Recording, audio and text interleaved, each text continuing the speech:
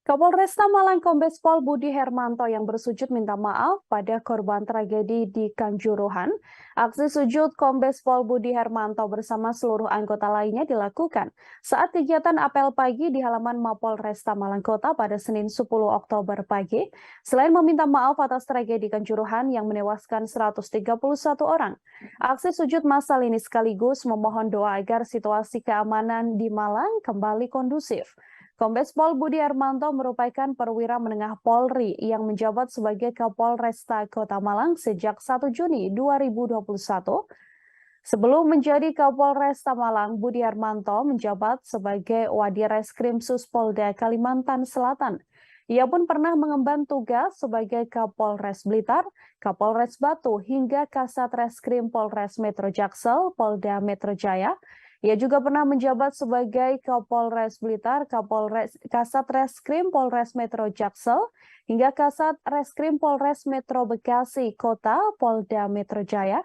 Budi Hermanto lahir di Pekanbaru Riau pada 10 November 1976, yang saat ini berusia 45 tahun. Ia juga menjadi sorotan karena dianggap cukup dekat dengan Aremania.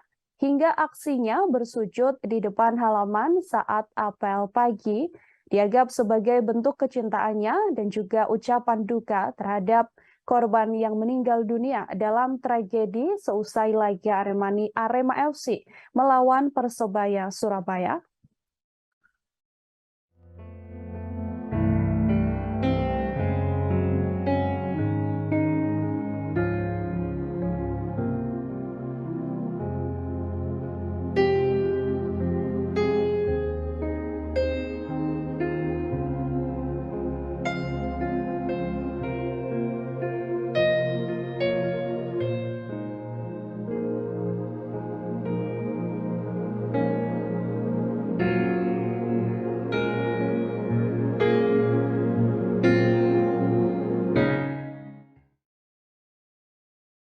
Terima kasih sudah nonton.